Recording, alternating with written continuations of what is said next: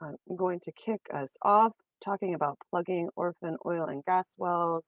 I'm Maris Densmore. I lead the industrial solutions team at ACR and absolutely delighted to be talking about our recently published methodology on generating carbon credits through the plugging of these wells. And with that, away we go. Okay, so what we're going to talk about today, there may be some folks on the call who are a little bit less familiar with ACR and carbon markets. So we will do a little bit of level setting around that, and then we will dive into the methodology itself. We're not going to get into excruciating detail here because there's a methodology for reading, and do want to give that quick intro to everybody so that when folks are coming to ACR with questions or when you're looking at developing projects, we're all starting from about the same place. So that is the plan. ACR, where I am delighted to be the industrial team lead, founded in 1996, was the first of the greenhouse gas registries.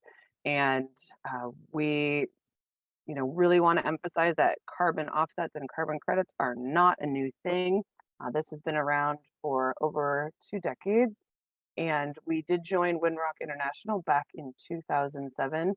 And our goal within the carbon markets is a little bit narrow, but very deep, and it's to develop and approve these standards, these methodologies. And so it's like we did with this protocol, we decided to do it. We did all the research internally. We looked at how best to do the quantification and put together really how to generate carbon credits by plugging these wells. We also support the verification validation by third parties who independently can validate the credits. We review the projects, like physically are reviewing. So when you send projects into ACR, that's me and my team that's going to be looking at them and keeping track of them. Each credit has a name and a number, and will be open on our registry so that folks can see what it is, where it is, and what it's doing. We have both a forestry nature-based program and then the team that I lead, the industrial and engineered programs. And we are active in both the voluntary and compliance carbon markets. As I said, we are under the umbrella of Windrock International, which I really appreciate just because it means we're not looking at climate change and addressing climate change either through the nature-based solutions or the technology-based solutions in a vacuum. It's part of a broader mission under Windrock to move lots of different pieces of the puzzle in a positive direction. So the mission to empower the disadvantaged, increase economic opportunity, and sustain natural resources. Obviously, climate change fits pretty neatly into that. So delighted to be a part of Windrock as well. For our carbon credits specifically, we're at almost 250 million credits from almost 500 projects. As I said, that's forestry and land use. That's short-lived climate pollutants, so including refrigerant gases and methane, as this addresses. That's livestock programs, which are also methane, and then engineered solutions, and that specifically like carbon capture and sequestration. So we've got a lot of different things going on, and this methodology of plugging orphaned wells will fit neatly into this family of carbon credits. This is a very simplified version of what it looks like to develop a methodology. And that process kicks off with either suggestions and communications with a third party who's interested in developing a methodology, or within ACR, we work with experts or within our own areas of expertise to create a methodology, which is what happened with this methodology. Was certainly working with partners, but also inspired internally. That methodology then goes either if it is a third party, it's submitted to ACR, or if we write it ourselves, we screen it against our standard. We are actually going to be releasing an updated version of our standard 8.0 on July 1st, so coming up. Stay tuned for that. And that is our general overarching governing document. So making sure that any methodology ideas that we have are in alignment with our overall goals as a registry, but also just that protocol that we have within the ACR standard. If it's not, we can go ahead and revise it, make sure that it is, then it moves along. Once that methodology is complete, it goes out for public comment. And the public comment process for this methodology in particular took quite a bit of time and effort. We got a lot of comments, and there was a lot of support. So thanks to everyone who gave those comments. It really helped us refine and distill the methodology down into something that is certainly more user friendly. Not that it's not great fun to develop these methodologies, but it certainly is nice when on the other side of things they actually get used to generate carbon credits. So the public engagement on this was marvelous, and really a big shout out to everyone who did that. We respond to all of the comments. Every comment gets read, and every comment gets a response. Not necessarily looking to seek consensus with every comment necessarily, but it's so useful to hear from the folks that are going to be actually using the methodology. So after the public comment, we do post in another draft so that the changes that we made due to the public comment process and the comments themselves are publicly available for viewing, but we move on to the scientific peer review process. This also took quite some time during the methodology. I believe we went through about 3.5 rounds of peer review comments and going back and forth with the peer reviewers, because we do seek consensus with the peer reviewers. So we want to, with those experts, and they're generally within the academic space, research space, they're the experts in a lot of ways. And so going back and forth and really refining the methodology to something that not only is, we get the user-friendly part from the public comments, but really looking at those experts and their thoughts on how to make it scientifically robust. There is that peer review, that bit of a loop there with the revise. Then there's the arrow that implies that there can be rejection at the end of the process. Really, at any stage in the process, we can decide that the methodology does not align with what ACR wants to do, or there's not enough opportunity within that space. But in this case, we were able to get past and through the peer review process and publish the methodology again with all those comments and responses available in the name of transparency. So for the carbon markets in general, and I'll dig into this specifically for the methodology in a few slides, but what we're really looking to do when we're doing the generation of credits and we're developing these methodologies is we're looking at these four things. And so permanence, and it's all well and good to take carbon out of the atmosphere, but we really need to make sure that it's going to be out of the atmosphere for long periods of time, 100-year plus type time scales. So longer duration. It needs to be something that is above and beyond what is already happening. And that can be above and beyond what is business as usual within an industry, or that can be above and beyond what is legally required or what the regulatory requirements are.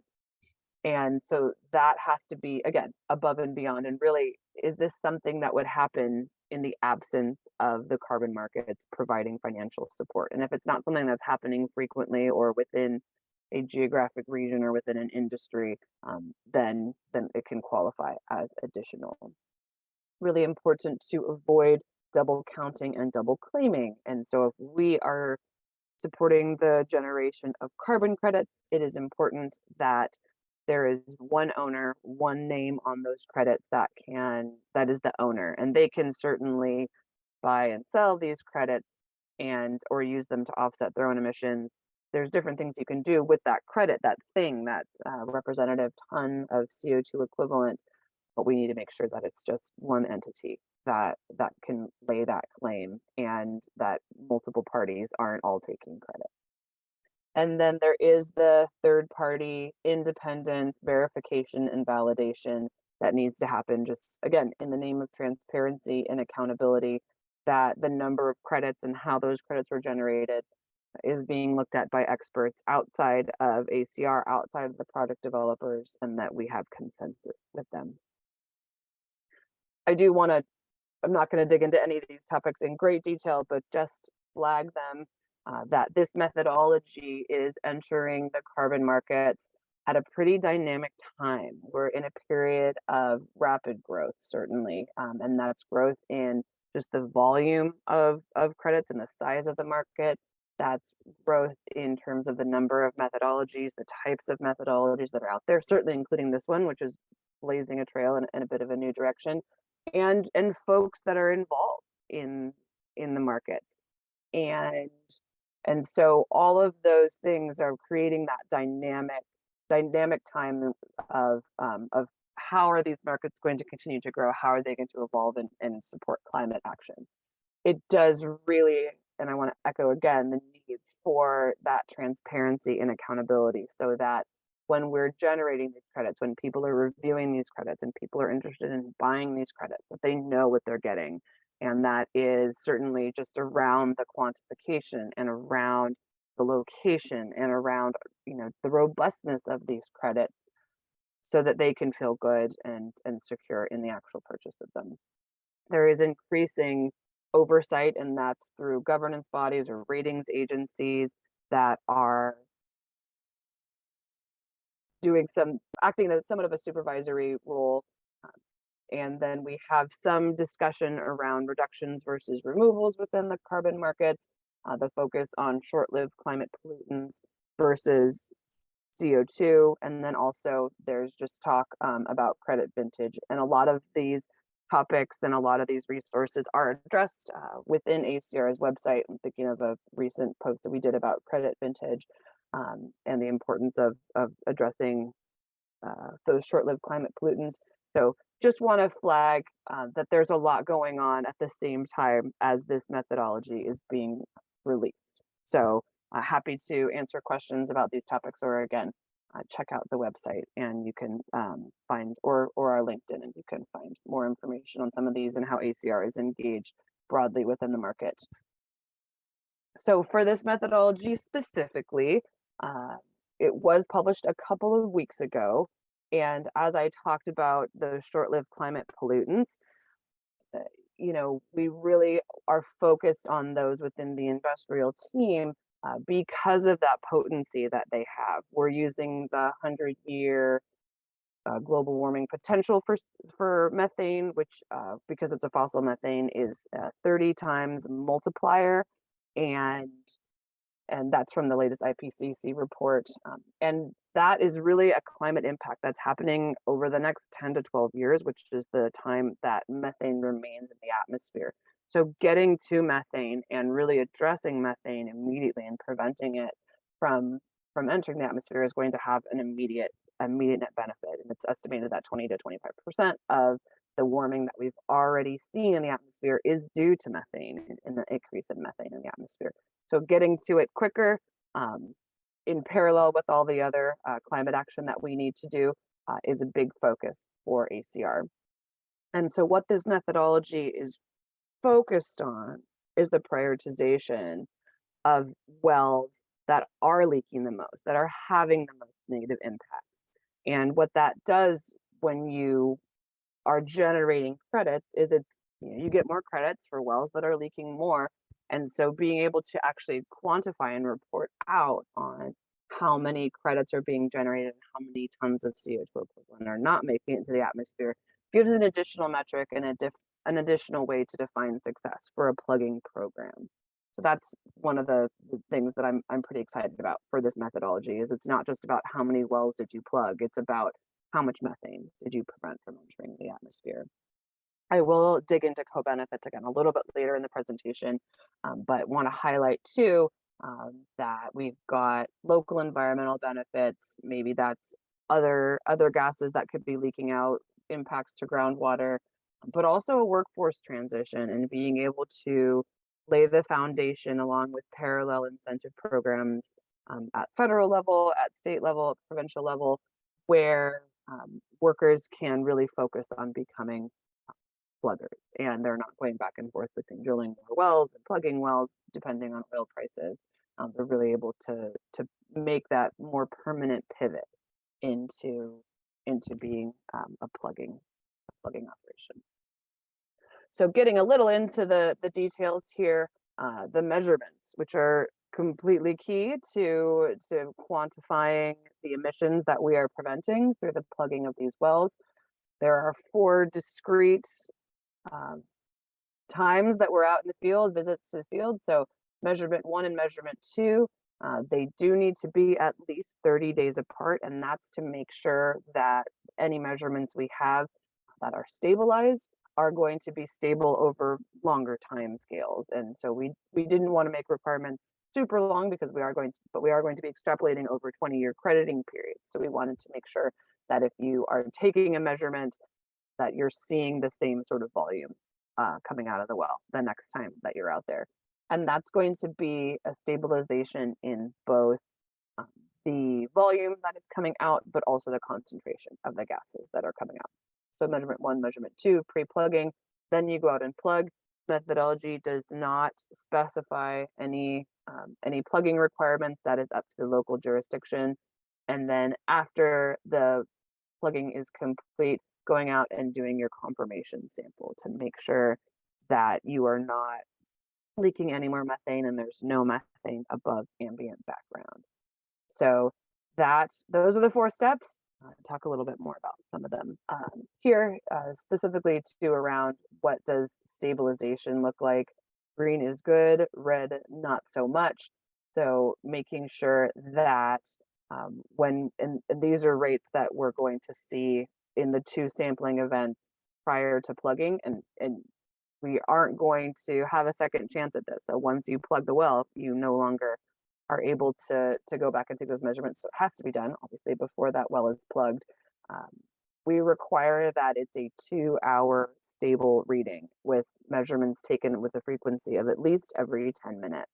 And so when you're getting hooked up and you're getting your equipment all set, you might have something going on at the beginning of that period. And so it's not that you can only sample for 2 hours and it has to be stable, that you need to be on that well for long enough to get that stable reading, again, both in the volumes and also in the concentration of what's coming out. If you aren't getting stabilized emission rates, your well won't qualify.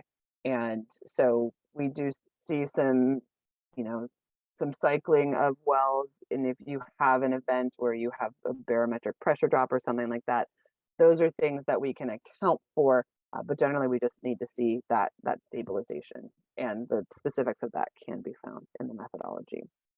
Do also want to flag too, we found a couple of areas in the methodology just based on early feedback where some clarifications were needed. So when you're out and looking at the methodology, please make sure that you're downloading the latest version from our website, adding some clarification around acronyms and definitions. That's the kind of thing that we're doing, just where we've been asked for clarity. So not changing anything of substance within the methodology, but just making sure that it's as user-friendly as possible. So for the calculation, what we are looking at is taking that measurement, that Q, that flux prior to the plugging, and multiplying it times that 100-year global warming potential from the IPCC. Again, currently that is 30, but if that gets updated by the IPCC, we will update it as well. And then we've got some specifics on how to convert it. However your meters do it, whatever units you're using, basically we just are trying to get to how many metric tons of CO2 equivalent per year, and understanding that being our baseline for doing this extrapolation out for the crediting period. So this is the emissions from the project. So any emissions from consumption of fossil fuel is going to be something that is subtracted from um, the credits that you're able to generate. Just want to flag too, this is one place that this is cut and pasted directly from the methodology, and this is actually one of the places where we had included emission factors in the original version, but what we have now since done is we're just including a link from the EIA in case they update their emission factors, just making sure that we have the latest and the greatest from them for doing this calculation. So and then this is where we get the total emissions reductions from the project. Again, it's a 20-year crediting period for these orphaned wells. And so just multiply that times the annual emission rate and you get the credits. So I didn't include a slide on it because it's pretty basic, but just taking the this number, the 20-year number, and subtracting the project emissions, and then you get your total credits that you're able to generate. So again, getting back to those tenets and addressing them specifically for this methodology, permanence, this is methane being permanently trapped down in the reservoir. It's going to be stuck down there. So permanence is, we've got a good story on permanence for this methodology. This methodology does require, and there's language in the methodology, that the project proponent must demonstrate that the orphan wells are not required to be plugged. In some places, there are government programs that require orphan wells to be plugged, and so this methodology would not be eligible in those places. Generally, for orphan wells, there's no responsible party, so there's no one to require the plugging is done. So that is that's why we focused on orphan wells for this methodology, but we do still require that.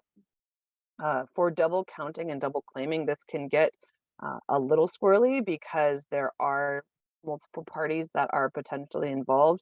When the well is orphaned, generally it is the responsibility of the appropriate agency of the state of the province. And so we will need to see that the person who is claiming the credits, the person who has the account with ACR, will need to make sure that no one else is able to lay claim to those credits. And that's both counting specifically, but also any double claiming. So you can't say anything about your own emissions if you're going to take those credits and sell them or monetize them in some way. And as with every ACR methodology, and within the compliance programs as well, must be reviewed and approved by an independent third party. So talk a little bit about well plugging. Again, this is pulled straight from the methodology. We're not putting any requirements for the plugging, but these are all out there, and so these are just some of the different requirements that they have. We'll need to see, and the verifiers will need to see that the wells were plugged in accordance with any applicable rules, and that is generally an oil and gas regulator, but there may be other agencies that are also involved, air districts, water districts, something like that. So making sure that all the paperwork is in order. It's paperwork that the pluggers should be familiar with and should have anyway. We're not requiring anything additional. We just need to see it. And then after that, once the plugging is complete, you can do the confirmation sampling, which is just binary. It's yes or no. Is it leaking? Or is there methane concentrations at the wellbore at that site above ambient background? Some places will have maybe more methane in the atmosphere. So making sure you take that background sample as specified in the methodology and then comparing it to the sample that's taken, confirmation sample that is taken, or it's not so much a sample, but more of a measurement that is taken above the wellbore. So I do want to talk a little bit about the crediting period and why we did a 20-year crediting period. This was the subject of a lot of questions, both during the public and peer review stages. This data here is from Inveris, and it is complicated by the fact both just the data and how we slice and dice the data. It's also just complicated by the fact that states and provinces and even federal governments have slightly different definitions for what an orphan well is. We do define it in the methodology to avoid confusion, but also that it's not necessarily a category for having a bucket of data around these wells. And there is also a different path to orphanhood depending on the jurisdiction. So the more wells we can that are orphan that we can officially get listed as orphan, whether that's wells that were recently orphaned by a company or an organization, an entity, or wells that are just out there that we don't know about. I've been hearing more and more horror stories from both folks that are doing the plugging, but also states and jurisdictions that these wells, now that they're looking for them, now that they're out there with methane detection and quantification equipment, we're finding more. And I'm hearing double, triple, quadruple the number of wells that are actually on the orphan list, maybe out there and available for plugging. We do need to make sure that any wells that are plugged, we have the appropriate paperwork on those wells, and I'll talk about that a little bit on the next slide also. So this graph here just talks about the number of wells that are plugged, and then it's an average for the wells that are plugged that they go about 12 years between their last state of production and the time that they're plugged. But again, that's for the plugged wells. As you can see, the graph is much taller because there's this inventory, and this is just the known inventory of wells that are presumed to be orphaned. This is the known ones, and that's a big orange bar at the end of wells that remain unplugged. And again, so many wells that we don't know about at this point. So with all that said, we went for a 20-year crediting period because we see that the inventory of orphan wells is continuing to increase.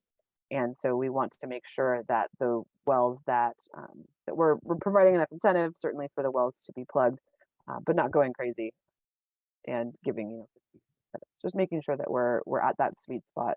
And that was our 20-year sweet spot, so that as wells continue to be orphaned and continue to need to be plugged, let's make sure that we're getting to the ones really that need that plugging. So talking about ownership, as I alluded to on the previous slide, it's basically a paperwork exercise, making sure that the person who is going to be generating the credit has all of the appropriate permissions. And different jurisdictions are going to do this different ways, and ACR is agnostic to how that is actually done. We just want to make sure that it is done appropriately. So if the state or province requires that the entity takes title and actually puts up a bond for each of the wells that they intend to plug, ACR is fine with that. Once an orphan, sort of always an orphan unless it's put back on production. But we need to see that you have the permissions to do it and that nobody else does. The state's not also taking or generating credits in for this. And then, as promised, talking about the co-benefits, this is what I'm really excited for and we're really excited for at ACR. So the UN Sustainable Development Goals, SDGs, that this methodology addresses obviously climate action, as do all of our methodologies, but also sustainable cities and communities and responsible consumption and production are direct positive results of plugging these wells. And then we have the indirect positives of good health and well-being, industry, innovation, and infrastructure, and then life. So you can check these out on UN websites everywhere. But I included this map from a recent effort through the Fellow Environmental Partnership. And these are all the orphan wells in the lower United States. And we produced a heat map on the pinker the wells, and then you can almost not even see the heat map because there's so many wells. But looking at other socioeconomic, cultural issues and mapping that along with wells, there's a lot of wells that are in areas that don't necessarily get the environmental attention that they need. And so this again is prioritizing those those wells and those areas, particularly the ones that are having both chronic and then the acute environmental impacts. We're working in parallel with other prioritization schemes within the state and federal systems.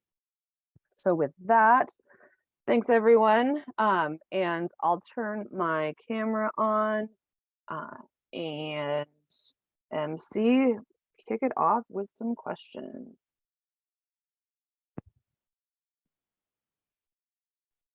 Okay, hi there. We have many questions, so I will share them with you little by little. Okay, so first one, will I get access to this presentation in the future? Yeah, we can do that. It's certainly going to be a recording that's available, and I see no problem with also posting the presentation itself. Yeah. Great. Is this methodology applicable only in the United States? It's currently for the US and Canada, and we have had some requests for other countries, and we are open to that in a future version. But right now it's just US and Canada. Okay, great. If I am reviewing a database of orphan wells, what signals in public data can be indicative of larger methane leaks? That is a great question. You know, it's going to vary so much from well to well, from basin to basin, reservoir to reservoir. I mean, you may find groupings of wells that are all similar vintage, similar field, they're all in the same field, that are all leaking because maybe there's H2S and the casings have been corroded all kind of at the same rate. But if you're just looking through a database, there's nothing that's available that can talk about methane emissions. I would encourage some ground truthing and going out and doing a pre-screening. Don't necessarily go out there with the high-tech sensitive equipment for the quantification, but anecdotally what I've been hearing from folks is something between 10 to 20% of orphan wells at all are leaking. And maybe an unpopular opinion, maybe we don't need to tackle every orphan well right away. It might be best to really prioritize ones certainly that are leaking methane and having that, again, chronic sort of environmental impact, but also the ones that maybe are having acute environmental and community impacts. Great, thanks for clarifying that. Let's see, as I read these, I see that more questions are coming, so I guess we will do our best to get to all of them. Okay, the next one is ACR protocol has a requirement that if an operator takes the title of an orphan well with the intent of performing plugging operations, the well must be listed as a project with ACR within 12 months of taking the title to demonstrate intent to plug the well. Please provide a definition of operator for this requirement and clarify whether this requirement would extend to nonprofit or for-profit well plugging organizations who might take on the title of an orphan well with the intent to plug. So I did add the definition for operator. Great question. Did add the definition for operator into the methodology. That was one of the ads based on some feedback. You know, it's whoever is going to be generating the credit. So if someone's taking title to a well with the intent to maybe put it back on production, maybe you know, so maybe produce it, maybe abandon it, maybe plug it. You know, we just need to know within that 12-month period. So if whoever is taking title, we're considering that entity to be the operator. But if it's a project that's being coordinated by someone else, it doesn't necessarily matter to us who is actually, you know, leading the project and who the actual project proponents are. We just need someone to let us know. If someone needs to have an account with ACR, someone needs to signal that they are going to be doing the plugging. Great question. Yep. The next one is, the protocol states that the qualifications or credentials of the methane measurement specialists need to be submitted to ACR for approval. Please provide some examples of what type of documentation is acceptable to ACR for evidence of 20+ hours of fieldwork and proficiency in using gas measurement instrumentation. And please provide examples or guidance of what documentation or evidence need to be submitted to ACR to prove that the specialist's ability to recognize and avoid mitigate safety hazards related to the oil and gas well, field conditions, weather variables, etc., to maintain personnel safety. Another great question. That was an ad through that we put in through the peer review, and just to make sure that it's someone who knows what they're doing with appropriate equipment out in the field. And so it's a parallel requirement to what the federal program is requiring for orphan well plugging.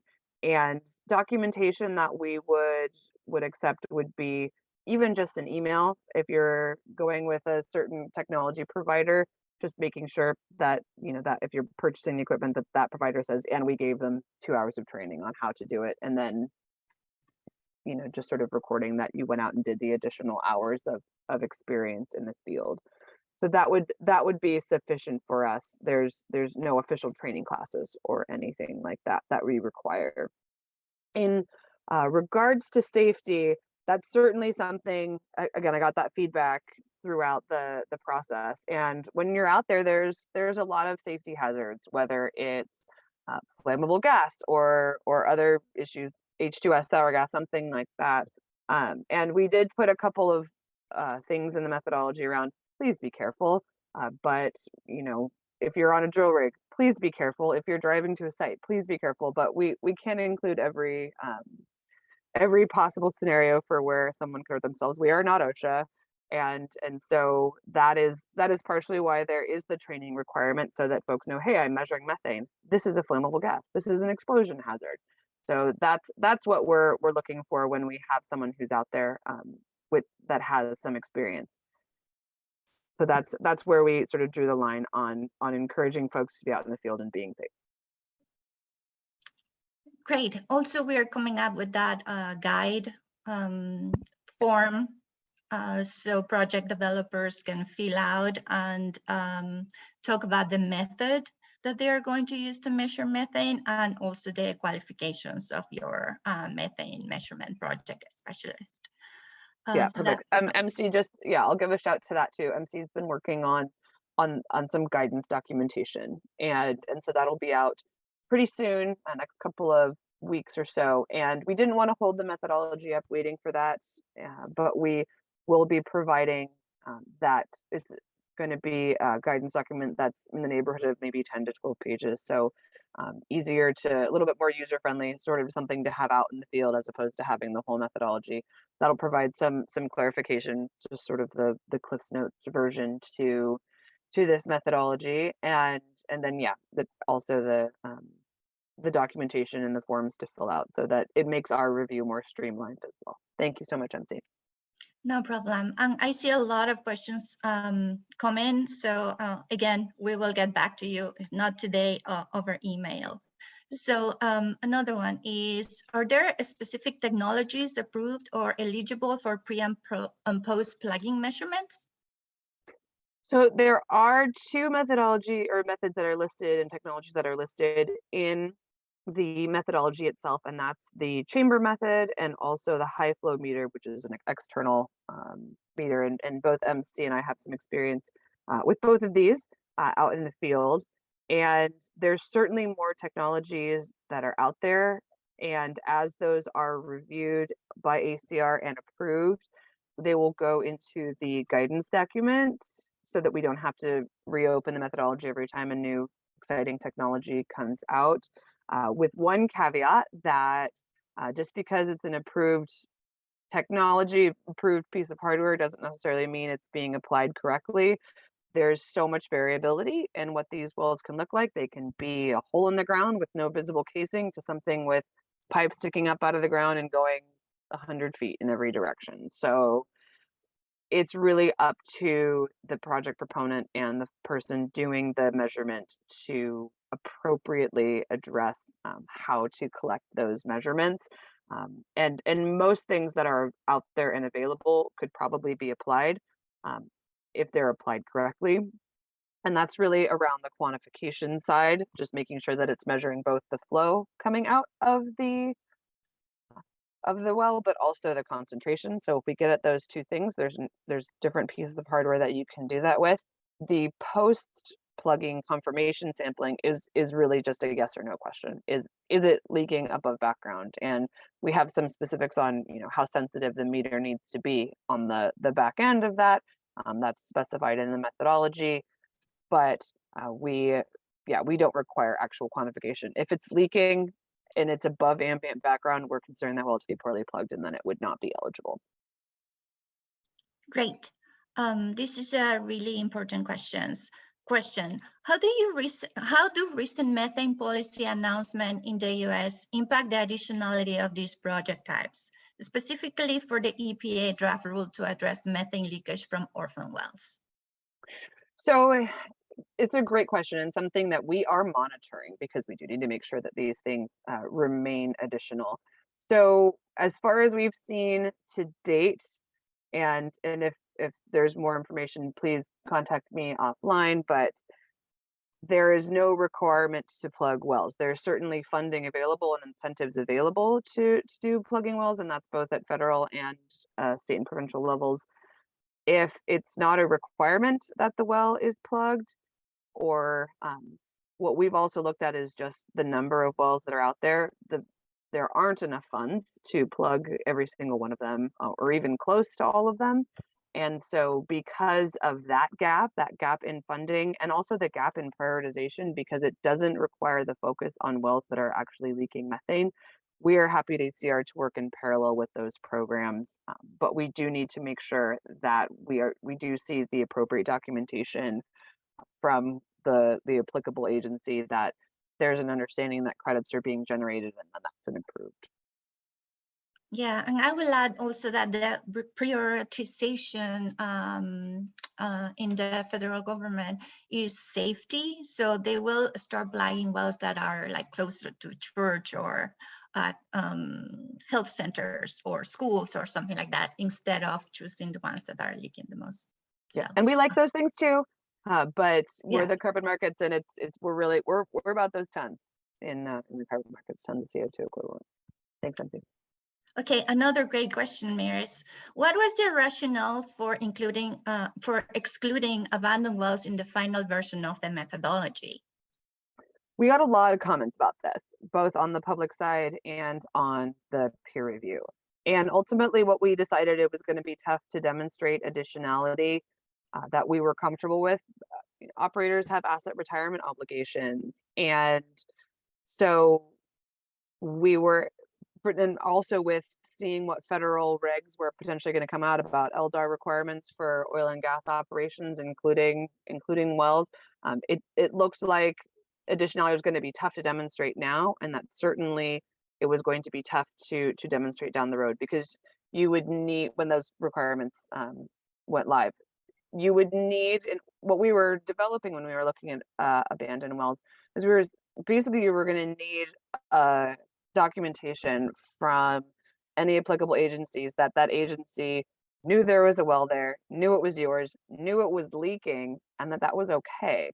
And that was how you would need to demonstrate additionality. And that was going to be a pretty heavy lift.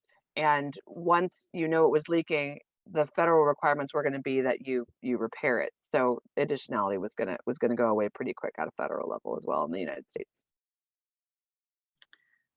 Great. Another question. How does the accuracy of the baseline using the 30-day measurement compare to using a decline curve and estimate methodology to establish the baseline? So we dug into this quite a bit, and there really isn't any research out there that extends long enough to generate any sort of decline curve. And there's certainly decline curves for earlier within the production of a well when it's a fresh well, freshly drilled, but it doesn't exist for older wells and orphaned and wells and leaking wells. So we didn't have anything to go with. That's something that we'll continue to reevaluate as we're going to get a lot more data as this methodology is gets active and gets used, and so we will reevaluate as we do that. Next one, where can one find the spatial data that was used to develop the orphan well heat map? Oh, that's the Enverus data. Enverus data? Yeah, Enverus. Yeah, and so that pulls from all the databases, the state and provincial, I believe provincial. I think Canada is included in that databases. So that's where that comes from. But that map too specifically is also available through Fellow Environmental. So Google that and that heat map and more information about that pretty rigorous effort that I was one of the I was on the panel for that, and we talked about clean water. We talked about um, language barriers and access to medical care and FEMA floodplains and proximity to national parks and sensitive wildlife areas, so that we could just sort of generate that heat map, obviously, not just the wells, because it's not necessarily how many wells there are, it's where should maybe we focus for these environmental reasons. And it really didn't have much to do with methane, but it's something to look at certainly in parallel, because many jurisdictions either don't have or have pretty vague prioritization schemes around which wells to address. It often comes down to cost and accessibility, which may not be the best bang for your buck when there are limited funds to plug wells, as there are. Great question. Maris, how do you adopt a well? How do you adopt a well? There's lots of ways. Get in touch with the whoever their responsible agency is. Will generally be the oil and gas regulator in the state, and increasingly they're getting those processes more streamlined. And so, without talking to them, you basically cannot adopt a well. But different jurisdictions will do it differently. In some cases, you won't even need to adopt the well. You can just participate with the state's plugging program as a contractor. In other locations, you'll need to fully adopt that well, take title to the well, take responsibility for all environmental attributes of the well, but that will include the carbon credits. So yeah, get in touch with your local friendly neighborhood oil and gas regulator. Next one, can you please clarify how the start date and the reporting period works?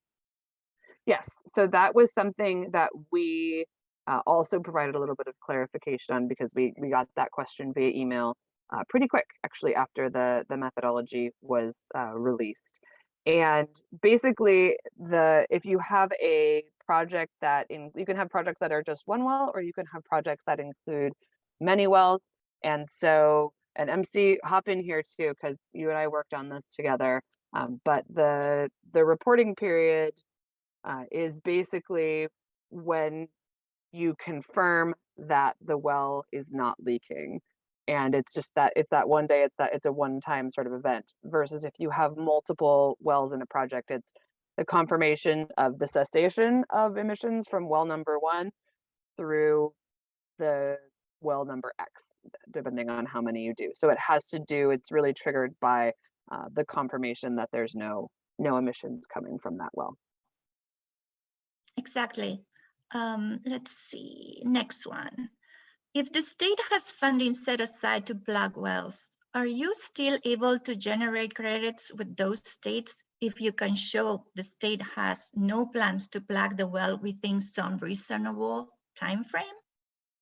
Yes, and you'd still need the state to buy in and permission from the state, since it's an orphan well. But yes, there's no, we looked at this a lot. There's nowhere that we saw that there was adequate funding or adequate focus on methane emissions that this would not be additional. So yes, it's fine to, even if there is funding available. We're really looking at working in parallel with those programs as much as possible to focus on the wells that need to be plugged. Our feelings won't be hurt if they choose to plug a well by a daycare center or something like that, instead of one that's leaking methane. But we do want to focus as ACR on those methane emissions. Exactly. Next one, Maris. I have a couple of projects in India and a few from the USA. My question is, can I be onboarding my projects on ACR and Vera? So as I said earlier, the methodology is currently only for the US and Canada. And so you can register those projects with us. And then I'm happy to talk offline about, I actually have chatted with someone about India in addition to other countries. So happy to talk about potentially opening up the methodology in other jurisdictions. So that's reach out and we can chat about that.